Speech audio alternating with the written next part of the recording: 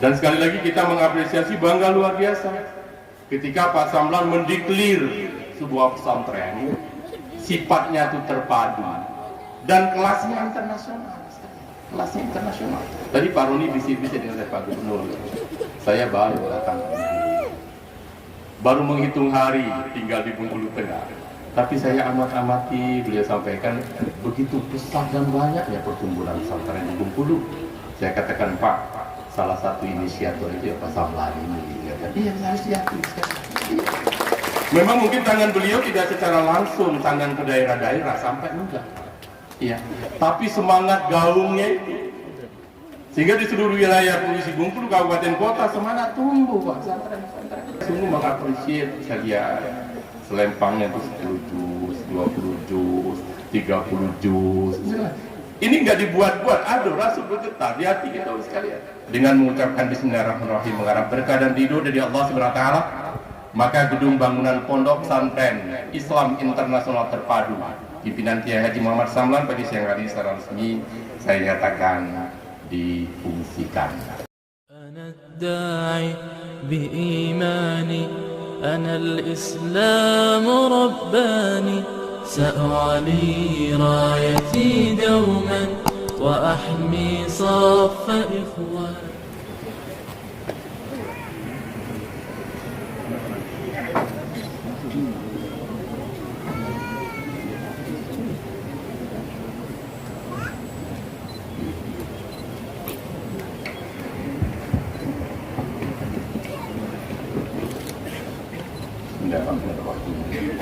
Assalamualaikum warahmatullahi wabarakatuh.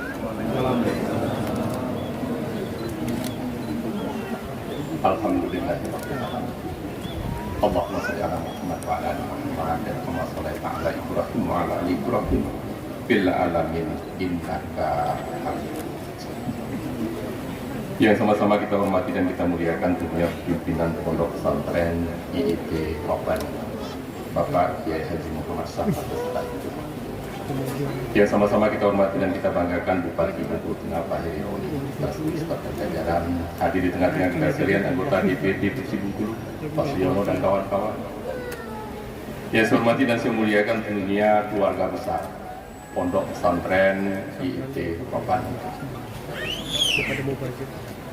kepala sekolah, kemudian Ustazah, para orang tua, wali santri, dan juga anak-anakku sekalian, para santri yang saya sayangi dan saya cintai. Juga hadir di tengah-tengah kita sekalian beberapa pimpinan UPD di lingkup Universitas Bengkulu, Bapak Ibu hadirin sekalian segenap tamu yang saya minta maaf tidak bisa sebutkan satu persatu, namun tanpa mengurangi rasa hormat dan rasa bangga saya terhadap pertemuan kita pada siang hari ini. Terkait dengan wisuda sekaligus peresmian bangunan pondok pesantren yang sebentar lagi dan secara bersama-sama kita ikuti dan saksikan pagi siang hari ini.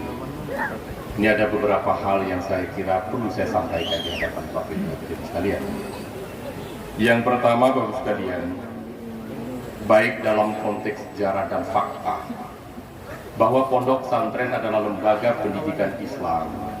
Ini yang sangat sesuai dengan kultur dan budaya masyarakat Indonesia. Dan menghasilkan lulusan yang cerdas, kemudian yang berakhlak mulia, mandiri, sekaligus penuh dengan prestasi. Tadi testimoni dari saudara kita, Sisman Sidi, itu buktinya sekali bahwa anak-anak di sini digembleng agar mereka kecerdasannya terbangun, kemudian akhlaknya terjaga dengan baik, kemandirian yang memang dipacu betul-betul. Nah, prestasi kita saksikan tadi luar biasa, sebutan-sebutan prestasi. Bapak sekalian, kita berikan pantun dulu ke pesantren. Pantunnya sederhana. Pondok Pesantren IIT Roban. Ada kan? Pimpinannya Kiai Haji Muhammad Samlan. Satu hal yang patut harus kita akui, bahwa begitu besar kontribusinya untuk pembangunan. Iya kan? Ada yang bisa ngulang nggak pantun baru itu? Sisi kiri ada yang bisa ngulang nggak? Siapin amplop kalau bisa ngulang. Sisi kanan ada yang bisa nggak? Ini ujian kecerdasan juga loh, dengar sekali langsung ketangkap itu. Pondok Pesantren IIT Robbani, pimpinannya Kiai Haji Muhammad Saleh. Suatu hal yang patut kita akui dan apresiasi, begitu besar kontribusinya untuk pembangunan. Ini pantun kedua sekali untuk para santri. Sungguh cerah pagi ini, cakep kan? Kita menyaksikan wisuda para santri. Cakep kan?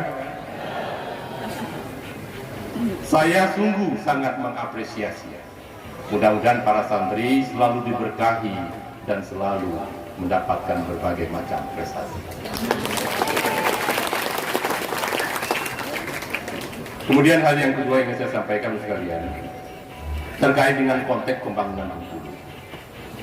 Kalau kami selaku pimpinan di daerah bersama Bupati Wali Kota, ini mendesain sedemikian rupa bagaimana Bengkulu ini bisa dibangun dengan baik. Setelah usianya sekian lebih kurang hampir 60-70 tahun sejak kita berpisah dari Sumatera bagian selatan. Nah, pembangunan yang kita rancang itu sekalian, salah satu penentu keberhasilannya adalah kualitas SDM, kualitas sumber daya manusia. Dan sekali lagi kita mengapresiasi, bangga luar biasa ketika Pak Samlan mendeklir sebuah pesantren, sifatnya itu terpadu dan kelasnya internasional. Kelasnya internasional. Tadi Pak Roni bisik-bisik dengan saya, Pak Gubernur, saya baru datang ke Bengkulu, baru menghitung hari tinggal di Bengkulu Tengah, tapi saya amati beliau sampaikan begitu besar dan banyaknya pertumbuhan pesantren di Bengkulu. Saya katakan, Pak, salah satu inisiator itu ya Pak Samlan ini. Iya, harus diakui.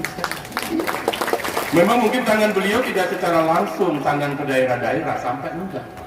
Iya, tapi semangat gaungnya itu, sehingga di seluruh wilayah Provinsi Bengkulu, kabupaten kota, semangat tumbuh Pak, pesantren-pesantren tumbuh, pesantren-pesantren. Yang tentu harapan kita seperti tadi sekalian, lulusannya itu yang tuntutan Pak Sisman Sidi tadi, tidak cuman hanya akhlaknya baik, tidak hanya cuman hafal Quran, tapi juga cerdas dalam penguasaan ilmu pengetahuan. Tapi yakinlah jadi anak-anak sekalian, kalau sudah habis Quran, itu sudah sempurna, Ya, yakinkan ini, sempurna. Kenapa? Al-Quran itu kitab yang paling sempurna. Kita mulia itu, kalau orang sudah dekat, cinta, akhlaknya itu dekat dengan Al-Quran. Yang lain lewat semua, ya kan Bapak? Lewat semua. Itu pasti. Karena di dalam Al-Quran pasti adik-adik anak-anak sekalian para santri lebih paham dari Pak Gubernur. Ya, semua bidang ilmu ada di dalam Al-Quran. Ada semua bidang ilmu. Ya, bahkan yang belum terjadi pun sudah diceritakan di dalam Al-Quran. Yang tidak pernah kita alami diceritakan di dalam Al-Quran. Ketika orang paham Al-Quran, pasti pemahaman keilmuannya itu sekalian menembus batas zaman, menembus batas waktu. Maka saya sungguh mengapresiasi, saya lihat selempangnya itu 10 juz, 20 juz, 30 juz. Ini nggak dibuat-buat, aduh rasul bergetar di hati kita sekalian. Kita nih baru nih ngapal juz 30 wae. Dulu waktu SD apa? Pak dicoba-coba lagi lah, lengit lagi, hafalan satu surat juz 30, ya, dan diulang-ulang lagi, hafal, hilang lagi. Iya, karena kota orang memang sekalian ya, belajar di waktu kecil bagaimana mungkin di atas. Ini belajar di waktu besar ya. Tapi kira-kira udah besar udah nggak mau belajar lagi, parah betul. Nah ini mas kalian, saya terus terang haru Pak sama-sama. Dan saya sungguh yang ketiga berterima kasih kepada pimpinan Pondok Pesantren IIT Robbani dan pesantren-pesantren yang lain di Darussalam. Ini saudara saya datang langsung dari Kepayang. Kemarin kita waktu ulang tahun Hari Kementerian Agama ya, kita pusatkan di Kepayang. Luar biasa sekali. Gegap gempitanya itu beda. Dan memang beda benar. Barunya harus kita akui. Ketika sebuah peringatan itu bernuansa pesantren, ya, nuansa kekhidmatannya itu dapat, nuansa silaturahminya itu kita rasakan. Iya, ilmunya luar biasa. Kalau kita hadir di tempat-tempat yang umum, ya biasa-biasa saja. Cuman sekarang tuh semaraknya coba yang lebih tonjol di sini enggak. kekhidmatannya dapat, silaturahminya dapat, kemudian pencerahannya dapat, dan insya Allah kita juga mendapatkan keberkahan dan keridhaan dari Allah SWT. Maka dari itu sungguh saya berterima kasih atas nama pimpinan daerah kepada pimpinan-pimpinan pondok pesantren, dan saya minta maaf memang Pak Roni belum banyak yang bisa saya kunjungi. Tapi saya berusaha lah, dari Kaur sampai Muko-Muko, dari Kota Bengkulu sampai perbatasan Lubulinggo. Kalau kunjungan-kunjungan ke daerah, saya sama-sama Biro Tapem Kesra saya kan tolong identify. Kira-kira memang pondok pesantren yang betul-betul perlu mendapatkan support dan dukungan dari kita. Kalau soal bantuan kadang-kadang memang semua pihak butuh dan perlu. Tapi kita lihat betul, yang benar-benar membutuhkan untuk tahap tumbuh dan berkembang itu siapa. Bahkan ada pola pemerataan kan buat Pak Roni. Ya, saya lihat coba di Kaur pesantren mana yang kita bantu. Yang di Bengkulu Selatan yang mana, di Bengkulu Utara yang mana, di Bengkulu Tengah yang mana, di Bengkulu Utara yang mana, Kota Bengkulu yang mana. Saya katakan mungkin tidak banyak, tapi tolong apa yang kita sampaikan itu real, yang betul-betul mereka butuhkan, dan sehingga nanti ada kira-kira legacy peninggalan fisiknya walaupun sedikit, karena kelihatan apa yang kita sampaikan itu. Nah, pola-pola seperti ini bisa jadi nanti ada beberapa pesantren, karena jumlahnya banyak sekali Pak. Sudah lebih dari 300-an sekian pesantren yang ada di Bengkulu ini sekarang. Lebih dari 300-an pesantren Pak, posisi sekarang yang ada di Bengkulu. Nah, ini sekali lagi minta maaf, saya sebagai gubernur dan saya kira Pak Rudi juga demikian, yang belum bisa bersilaturahmi untuk datang langsung ya ke semua pondok pesantren yang ada di Bengkulu. Terakhir, saya pesan pada anak-anak sekalian para santri, belajar itu memang butuh kesungguhan. Dan ketika belajar pun ini sekalian kita pinjam istilah Ustaz aja, memang niatkan untuk ibadah, sehingga semuanya menjadi ringan. Ya, niatkan untuk ibadah, menghafal memang untuk ibadah, sekolah untuk ibadah, masuk pesantren untuk ibadah, lomba pun untuk ibadah. Nah, kalau demikian nanti beda Pak suasana kebatinan itu. Dan yang kedua, jangan pernah merasa puas dengan sebuah prestasi. Ya, jangan pernah puas dengan sebuah prestasi. Prestasi itu nggak ada batasnya, nggak ada batasan tingginya prestasi itu nggak ada. Dia akan ada selalu. Ya, untuk kita gapai, dia akan semakin tinggi sekali. Iya. Kalau dalam hal prestasi boleh kita nongak ke atas, kita lihat, oh ini saya harus lebih berprestasi lagi. Dan saya yakinkan anak sebenarnya yang ketiga, setiap orang tuh punya kemampuan yang baik sebenarnya, punya kemampuan yang luar biasa. Cuma kita mengasah, mengeksplorasi ya kesungguhan kita yang mungkin belum maksimal. Maka dari itu anak-anak sekalian, tunjukkan prestasi terbaik. Ya, belajarlah dengan penuh kesungguhan. Kalau belajar keringetan, harus begitu sekalian. Petani kalau bekerja di sawah dia keringetan. Memang begitu, karena menunjukkan konsentrasi kita sekalian. Kadang-kadang adu kakinya itu harus direndam supaya kita jangan sampai ngantuk. Dipaksa betul. Ya kesannya kayak pemaksaan, tapi ini kan kebutuhan. Belajar itu kebutuhan.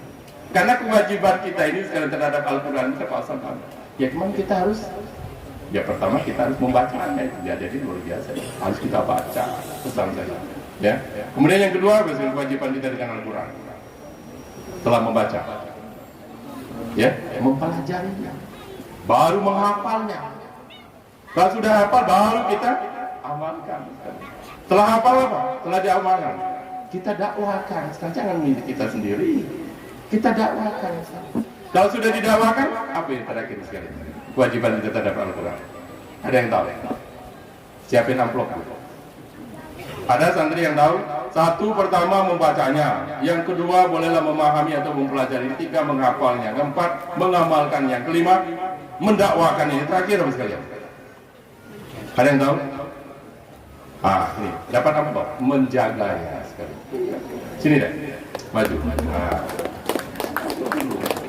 Ini spontan sekali ya. Iya, refleks itu menjawab itu. Terakhir itu terhadap Al-Quran itu punya kewajiban Pak untuk menjaganya. Mana? Kelas 12. Hafiznya berapa? 10. Dafa Pratama Najwan. Asalnya mana? Kota Bengkulu. Ya, pakai itu. Biar dengar suaranya tuh. Karena suaranya agak menentukan juga. Ya, siapa namanya? Dafa Pratama Najwan. Aduh bobotnya suaranya. Iya. Ya. Selamat mana itu Pak Gutra? Itu kasih amplop dulu. Aduh isinya Pak. Kalau nilai itu nggak usah perlu dilihat-lihat ya. Saya yakin kadang-kadang Pak Roni Duit orang di depan sana lebih banyak daripada duit gubernur, Pak. Tapi judulnya ini yang sulit sekali ya. Kan ada amplop gambar gubernur nih, katanya kan itu dulu sudah santri didatangi Pak Widin. Pak Bupati Benteng juga datang, saya dapat amplop, cuma jawab apa? Kewajiban terhadap Al-Quran itu ternyata menjaganya. Ya, selamat ini, dapat. Taruh dulu mic-nya.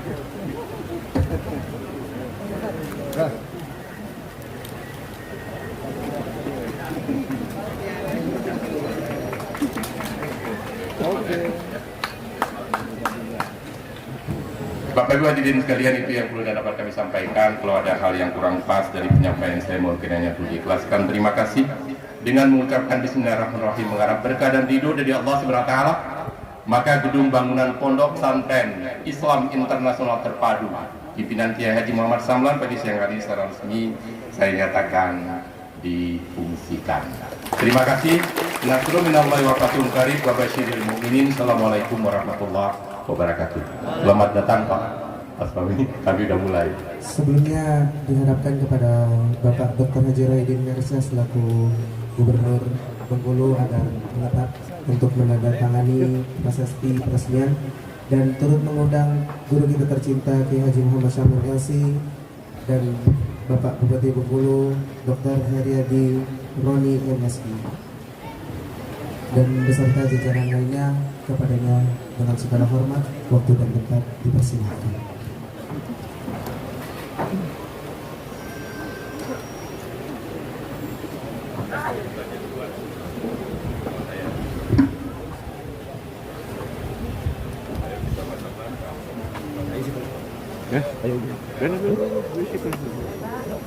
Sekali lagi dengan mengucapkan Bismillahirrahmanirrahim, mengharap berkah dan ridho dari Allah SWT, maka asrama Pondok Pesantren Islam Internasional Terpadu Robbani Sabtu 11 Juni 2022 bertepatan dengan 12 Zulkaidah 1443 Hijriah secara resmi kita nyatakan difungsikan.